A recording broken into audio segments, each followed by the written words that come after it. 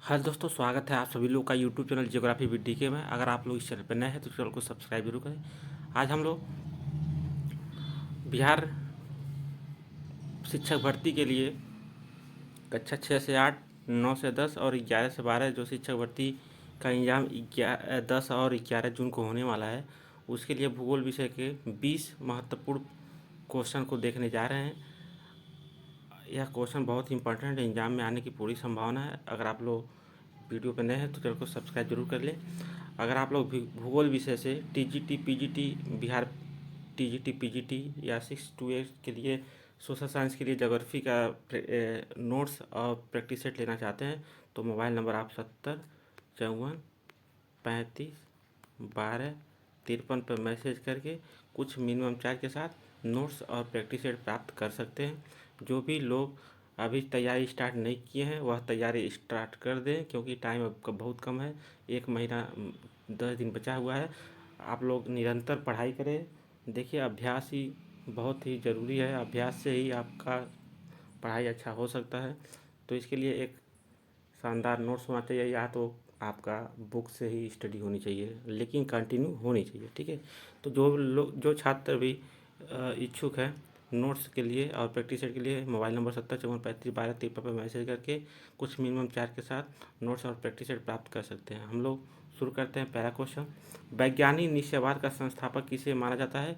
तो वैज्ञानिक निश्चयवाद का संस्थापक फ्रेडरिक रेटजेल को माना जाता है। ठीक है, जबकि ग्रिफिथ टिलर नव निश्चयवाद के जनक हैं, जबकि ब्लाडिलावला इनको संभववाद का जनक कहा जाता है।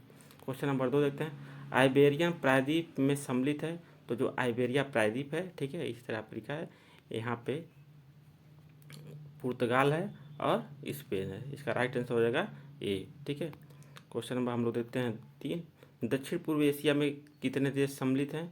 तो जो दक्षिण पूर्व एशिया है उसके अंतर्गत 11 देश सम्मिलित हैं।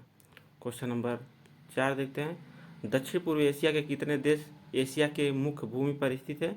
तो यह 5 जो देश हैं दक्षिण पूर्वी एशिया के, वह एशिया के मुख्य भूमि पर स्थित है। ठीक है, उस 11 में से 5 देश ऐसे हैं जो एशिया के मुख्य भूमि पर स्थित है, जबकि 6 देश जो हैं वह द्वीपीय देश हैं, यानी महासागर में। ठीक है, क्वेश्चन नंबर 5 देते हैं। किस वैज्ञानिक ने सबसे पहले ओजोन परत के छिद्र पर ध्यान दिया था? तो यह फार्मन महोदय ने ध्यान दिया था। क्वेश्चन नंबर हम लोग देते हैं 6। ब्रह्मांड में सबसे प्रचुर तत्व है। तो जो ब्रह्मांड में सबसे प्रचुर जो तत्व है वह है हाइड्रोजन। ठीक है, हाइड्रोजन, ब्रह्मांड में सबसे ज़्यादा हाइड्रोजन पाया जाता है, उसके बाद हीलियम पाया जाता है, उसके अलावा अन्य चीज़ पाया जाता है। Question number 7। भारत के निम्नलिखित में से कौन सा पड़ोसी देश अधिकतम भारतीय राज्यों के साथ अपनी सीमाएं साझा करता है?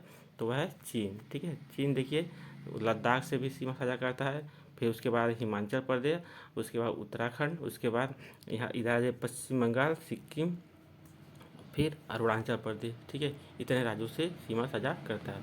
Question number 8। हमारी पृथ्वी ग्लोब की भांति गोल है। वास्तव में पृथ्वी पर ऊपर या नीचे कुछ नहीं होता, यह सब सापेक्ष है।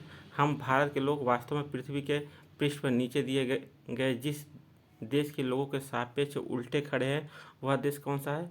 तो वह है अर्जेंटीना। ठीक है, अर्जेंटीना। तो अर्जेंटीना के ठीक हम लोग उल्टे हैं भारत। ठीक है, हमारे यहाँ भारत है तो इसके ठीक पीछे कौन है? उल्टे। यह ऊपर अगर है तो वह नीचे कौन है? उसके ठीक यह है अर्जेंटीना। अर्जेंटीना कहाँ है? दक्षिण अमेरिका में। Question number 9। भारत और पाकिस्तान के बीच सिंधु नदी जल संधि कब संपन्न हुआ था? तो वह हुआ था 1960 में हुआ था। तो इस संधि में यह संधि हुआ था कि जितनी भी 6 नदियां हैं सिंधु, और सिंधु की जो 5 सहायक नदियां हैं जिसको पंचनद भी बोला जाता है, सतलज, ब्यास, रावी, झेलम, यह 5 नदियाँ, इन 6 नदियों को मिला के भारत इसका केवल 20% जल उपयोग करेगा, बाकी 80% जल का उपयोग पाकिस्तान करेगा। क्वेश्चन नंबर 10 देखते हैं। अभिनव विचार के अनुसार सिंधु गंगा जलोढ़क है। तो इसका राइट आंसर है सी। भूपृष्ठ में मात्र एक झोल है। ठीक है, जबकि हिमालय की उच्च भूपृष्ठीय तरंगों के समूह अग्रगर्त, यह एक विद्वान ने कहा था, केवल एक विद्वान कहा था, लेकिन आधुनिक जो विचार है उसके अभिनव विचार के अनुसार जो सिंधु जलोढ़क है वह भूपृष्ठ में मात्र एक झोल है। क्वेश्चन नंबर 11 देते हैं। प्रतिवर्ष किस दर से हिमालय की चोटियों का उत्थान हो रहा है? तो हिमालय आपको पता होगा जो भारतीय प्लेट है, ठीक है, भारतीय प्लेट यह उत्तर पूरब की ओर खिसक रही है निरंतर। तो इससे हिमालय यह जब खिसक रही है तो यह अंगारा लैंड से, ठीक है, टकरा रही है, यूरेशियन प्लेट से जिसको कह सकते हैं। जब टकरा रही है तो हिमालय की चोटियों में उत्थान हो रहा है। यह 50 मिलीमीटर प्रति वर्ष की दर से उत्थान हो रहा है। अगर 50 मिलीमीटर को अगर हम लोग सेंटीमीटर में करें तो यह 5 सेंटीमीटर हो जाएगा। अगर ऑप्शन में 5 सेंटीमीटर भी रहे तो भी आपका यह सही हो जाएगा, ठीक है। 0.5 सेंटीमीटर नहीं, केवल 5 सेंटीमीटर, क्योंकि 10 मिलीमीटर बराबर 1 सेंटीमीटर होता है। क्वेश्चन नंबर 12 देते हैं। आधुनिक मानव भूगोल का संस्थापक किसे कहा जाता है? तो आधुनिक मानव भूगोल का संस्थापक रेटजियर को कहा जाता है। इनको मानव भूगोल का पिता भी कहा जाता है, जबकि ब्लास को फ्रांस में मानव भूगोल का जनक कहा जाता है और इनको संभववाद का जनक भी कहा जाता है। Question number 13। जम्मू से कश्मीर को जाने वाली सड़क किस दर्रे से होकर गुजरती है? तो जम्मू से कश्मीर को जाने वाली सड़क बनिहाल और पीर पंजाल दर्रे से होकर गुजरती है, तो इसलिए इसका राइट आंसर होगा डी, उपरोक्त में से एक से अधिक। क्वेश्चन हम देते हैं 14। गंगा के ऊपरी मैदान की दक्षिणी सीमा रेखा का निर्धारण करती है। तो जो गंगा के ऊपरी मैदान की दक्षिणी सीमा रेखा का निर्धारण यह यमुना नदी करती है, ठीक है। देखिए गंगा के मैदान को 3 भागों में बांटा गया है, इस तरह ऊपर से नीचे तक, ठीक है, इस तरह, क्योंकि नीचे की तरफ चौड़ा होते जाते इस तरह मैदान है, ठीक। ऊपर के मैदान को ऊपरी गंगा का मैदान कहता है, फिर मध्य गंगा का मैदान और निचली गंगा का मैदान। तो ऊपरी गंगा के मैदान की जो दक्षिणी सीमा है यह यमुना नदी द्वारा निर्धारित है और इसकी पश्चिमी सीमा भी यमुना नदी द्वारा निर्धारित है। यानी तो गंगा की ऊपरी मैदान है, इसकी पश्चिमी और दक्षिणी सीमा यह यमुना नदी द्वारा निर्धारित है, जबकि उत्तरी सीमा यह शिवालिक श्रेणी से इसका निर्धारण है और साथ ही साथ इसका पूर्वी सीमा जो है यह 100 मीटर समोच्च रेखा से निर्धारित होती है। क्वेश्चन नंबर हम लोग देते हैं 15। निचले गंगा का मैदान समुद्र तल से औसत ऊंचाई कितनी है? निचले गंगा का जो मैदान है उसकी समुद्र तल से औसत ऊंचाई कितनी है? तो इसकी समुद्र तल से औसत ऊंचाई मात्र 50 मीटर ऊंचाई है, ठीक है। क्योंकि गंगा के मैदान को 3 भागों में अभी हम बताएं बांटा गया है, तो ऊपरी गंगा का मैदान, मध्य गंगा का मैदान और निचली गंगा का मैदान। तो निचली गंगा के मैदान की औसत जो ऊंचाई है वह मात्र 50 मीटर है। Question number 16।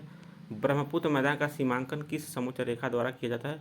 मान लीजिए जो ब्रह्मपुत्र मैदान है असम में, इसके चारों तरफ पहाड़ी है, ठीक है, तो बीच में मैदान है, तो यह मैदान जो है 150 मीटर समोच्च रेखा, ठीक है, क्योंकि पहाड़ियों के ऊपर ये मैदान से ऊपर जाएंगे पहाड़ी होगा, तो 150 मीटर की जो समोच्च रेखा है उससे यह ब्रह्मपुत्र मैदान का सीमांकन किया जाता है। उसके ऊपर पहाड़ी मान लिया जाता है, उसके नीचे मैदानी भाग मान लिया जाता है। क्वेश्चन नंबर हम देते हैं 17।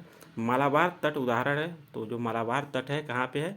यह मान लीजिए भारत है, यह केरल है, ठीक है, और यह तमिलनाडु है। तमिलनाडु का जो तटीय क्षेत्र होता है इसको कोरोमंडल तट कहते हैं, कोरोमंडल तट, और केरल का जो तट है इसको मालाबार तट कहा जाता है।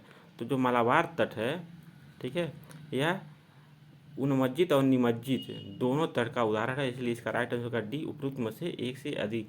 जबकि जो कोरोमंडल तट है वह उन्मज्जित तट है, ठीक है, और मालाबार तट जो है यह उन्मज्जित और निमज्जित दोनों है। अगर उन्मज्जित और निमज्जित ऑप्शन में न रह के आपका मिश्रित रहे तो भी सही हो जाएगा, क्योंकि उन्मज्जित और निमज्जित को मिलाने के बाद क्या हो जाता है? मिश्रित हो जाता है, ठीक है। Question number 18। कावेरी नदी जल विवाद किस राज्य से संबंधित है? तो जो कावेरी नदी जल विवाद है वह कर्नाटक और केरल से संबंधित है, इसलिए इसका राइट आंसर डी, उपरोक्त में से एक से अधिक।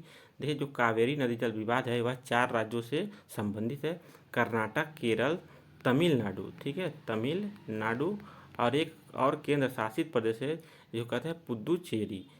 यानी 3 राज्य और एक केंद्र शासित प्रदेश से संबंधित है। आप लोग इसको जरूर ध्यान रखें। Question number 19।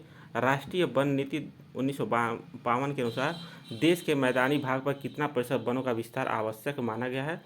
देखिए जो राष्ट्रीय वन नीति है 1952 के अनुसार समस्त देश पे, ठीक है, पूरे जो भारत का क्षेत्रफल है 32 लाख, ठीक है, 87,263 वर्ग किलोमीटर, ठीक, वर्ग किलोमीटर जो इसका क्षेत्रफल है, इसके क्षेत्रफल पर 33% पर वन होना अनिवार्य है। लेकिन इसमें यह भी बताया गया है तो कितने प्रतिशत भाग मैदानी क्षेत्रों पर वन पाया जाना चाहिए और कितने प्रतिशत भाग पर पहाड़ी क्षेत्रों पर वन पाया जाना चाहिए।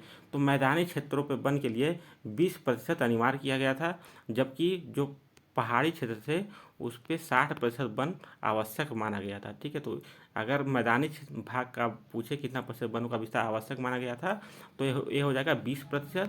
अगर यहाँ मैदानी न देखे पर्वतीय या पहाड़ी भागों पे दिया रहे तो 60% हो जाएगा। क्वेश्चन नंबर लास्ट देखते हैं 20। भारत में संकटापन्न जीवों की संख्या में वृद्धि करने के लिए 1992 में किस परियोजना की शुरुआत की गई थी।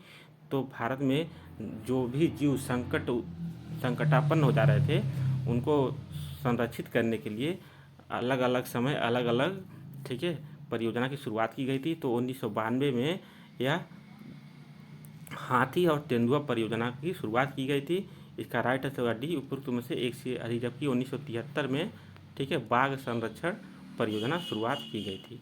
तो ये था बिहार 6 to 8, 9, 10 और 11, 12 भूगोल विषय का मोस्ट इम्पॉर्टेंट क्वेश्चन था। आप लोग 20 क्वेश्चन को ज़रूर देखें, इससे एग्जाम में ज़रूर 1-2 क्वेश्चन आने की संभावना है। अगर आप लोग बिहार 6 to 8, 9, 10 और 11, 12 भूगोल विषय का नोट्स प्राप्त करना चाहते हैं तो आप लोग मोबाइल नंबर 70 54 35 12 53 पर, ठीक है, 12 53 पर मैसेज करके कुछ मिनिमम चार्ज के साथ नोट्स और प्रैक्टिस सेट प्राप्त कर सकते हैं। मिलते हैं अगली वीडियो में, तब तक के लिए जय हिंद।